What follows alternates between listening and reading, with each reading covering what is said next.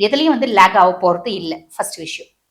ரெண்டாவது, இப்ப சனி பகவான் வக்ரகதி அடைஞ்சிருக்க காலகட்டத்திலயும் அடிஷனல் ஏதாவது நல்லது இருக்கா அப்படின்னா, பொதுவா வந்து பாருங்கம்மா, சனி இவங்களுக்கு 10 மற்றும் 9 கதிபன். அதாவது 9 மற்றும் 10 கதிபன். பாக்கியாதிபதியும் இவர்தான். அதே மாதிரி தொழில் ஸ்தானம், ஜீவனஸ்தானத்துக்கு அதிபனும் இவர்தான். அப்ப ரிஷபம் ரொம்ப நாளா அவங்களோட லக்க குறித்து ஒரு கவலை இருக்குதாம செய்யும். எல்லாருக்கும் அதிர்ஷ்டம் இருக்கு. எல்லாருக்கும் வந்து பாத்தீங்கன்னா நேரம் வந்து ஒரு நேரத்துல இல்ல ஒரு நேரத்துல அவங்க சந்தோஷமா இருக்காங்க. பொது ஒரு வார்த்தை சொல்லுவாங்க பாத்தீங்கன்னா, 30 வருஷம் வாழ்ந்தவங்களும் இல்ல, 30 வருஷம் தாழ்ந்தவங்களும் இல்ல. ஆனா ரிஷபம் மட்டும் 50 வயசு ஆனாலும் தாழ்ந்தே தான் இருக்கு அப்படின்னு சொல்லலாம். எதுல தாழ்ந்திருக்கு? அன்பு இல்லாம கஷ்டத்துல தாழ்ந்திருக்கு. அதே மாதிரி எவ்வளவு வசதி இருந்தாலும் எனக்குன்னு எதுவும் இல்லை, அதுல தாழ்ந்திருக்கு. எந்த விதமான அங்கீகாரமும் எனக்கு கிடைக்கல, அதுல தாழ்ந்திருக்கு.